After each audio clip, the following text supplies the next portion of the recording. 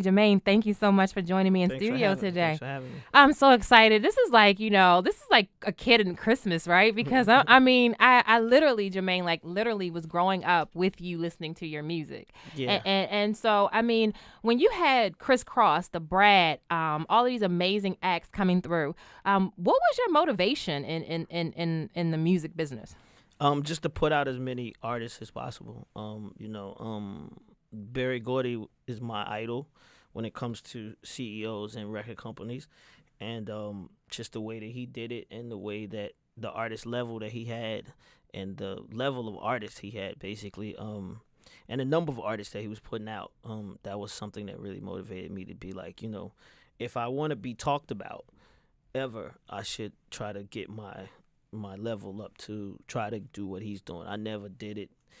I never achieved that, and I'm still trying to achieve that, but I doubt if I ever hit that Motown mark. But that's my motivation. I mean, but you've done it. I mean, you've made like people who we did not know into the people that everybody knows. Oh yeah, I mean, I've definitely started the road, but I mean, I'm saying like I'm in my eyes, I'm looking at him like I gotta catch him, because one day I went to Detroit and I went to Motown, and I actually looked at, they got like this plaque outside that tells you the story of Motown, and Barry Gordy built Motown Records with $800 loan that he got from a bank. Was it 800? It might have been 8,000. I think it was $8,000. It was either 800 or $8,000. Either whether 800 or $8,000, still less money than I've ever had in any deal that I've gotten. Right. So with that being said, it humbled me to be like, I've had more than him, but I've done less, and that makes me, that depresses me a little bit. So it makes me want to just do a lot more. Mm-hmm. Yeah. Now, when you're looking for these artists, right? I know you back in the day you meet people, at a fair or a mall, right? Now today, is it all Instagram? Is it all YouTube? Well, I mean, that's why we're doing this show, The Rap Game, on Lifetime at every Friday, 10 p.m., 9 Central. Plug. That's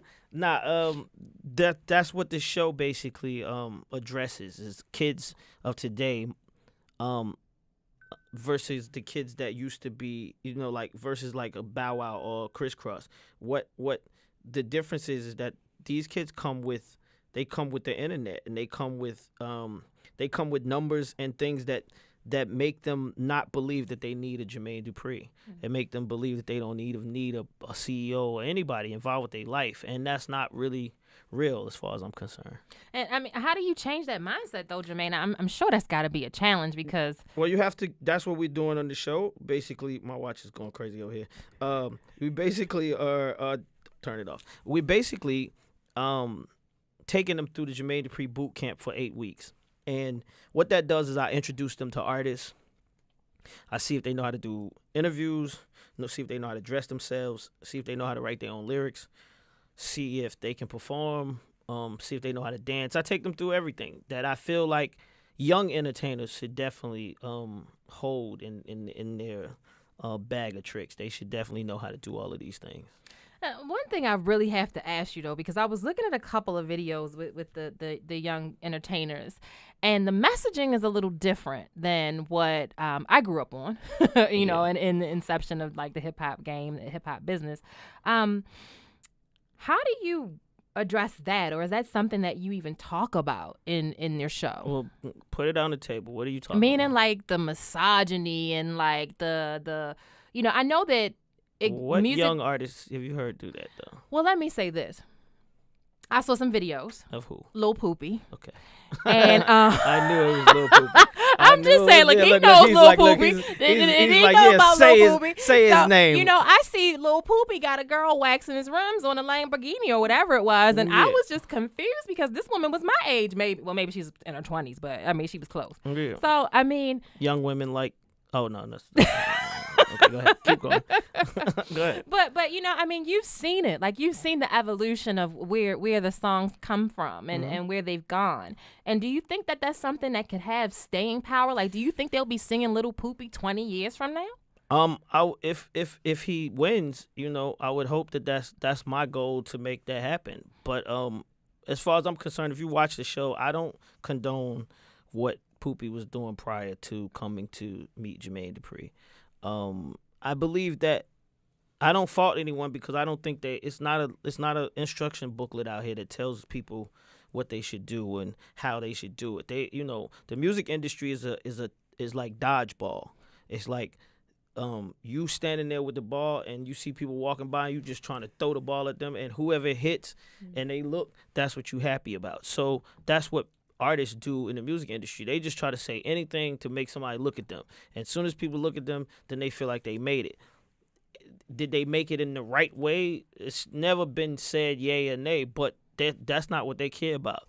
But so if you come to me and I'm mentoring you, I'm telling you, if you looked at like the first episode, I told Poopy and Lyric that they got to make more age appropriate music. And I corrected Poopy about that, and I told him, like, don't nobody want to hear about him buying jewelry and all this because we know it's not real. You're not buying it. Your father might buy you some jewelry or whoever. That's cool. But I can't. I have to be. It's a fine line of how I do it because Bow Wow talked about the Mickey Mouse chain that I gave him. And that was one of his most famous lines in Bounce With Me was that, he got a diamond Mickey Mouse chain around his neck. And people resonated. They loved that line. So I can't really shut Poopy down for the jewelry and all the other stuff that he's doing and trying to be a part of it. But I have to let him know that the buying public don't really care about that. They want to hear more age-appropriate music. They'll respect it more. And that's how you get to the longevity of it. If you talk about what actually is happening in your life, then no one could ever say anything about you. Mm-hmm. And if he wants to keep it dirty and bad, not like dirty meaning lyrically dirty, but if he wants to talk about the things that happens in his neighborhood and things that go on in his neighborhood, it's very easy for him to talk about that. Like in Crisscross, I made a song called It's a Shame. And the song was called It's a Shame, but it was talking about what's actually was happening in their neighborhood and how kids was getting jacked for starter jackets and how kids wanted to be in gangs. And that whole lifestyle is something that young kids have to deal with. Like what's going on in Chicago with the young kids and the reason why I had a guy tell me one night the reason why young kids in Chicago are the ones killing doing most of the shooting is because the police can't lock them up, right? So the older guys have figured out a way for nobody to go to jail. And the older guys are using the younger guys to do the killing so that if they get caught, they don't go to jail.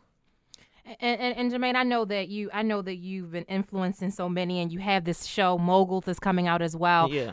What can we look for in Moguls? Well, Moguls is just basically it's a show. I say just it's a show about me, Snoop Dogg, Dame Dash, and Birdman, and it basically watches each one of us in our moving around and how we do to become moguls, and I guess you'll learn what it takes to stay. That staying power and what we have to go through on a day-to-day to remain the people that we are. Well, Jermaine, I hate to cut this short because I love and respect what you've done. Thank you. I mean, I think you're amazing, uber talented, and you've never gone away. You just weren't visible for a minute. I started off behind the scenes. You know what I mean? It's like I started off as a producer, and I want people to understand that that's where my love and my love is always my most love is there. I put a lot of love in a lot of different places, but my love is very heavy as a producer, so therefore I have to find talent and I have to stay behind the scenes trying to find somebody that I can put in front of the scene.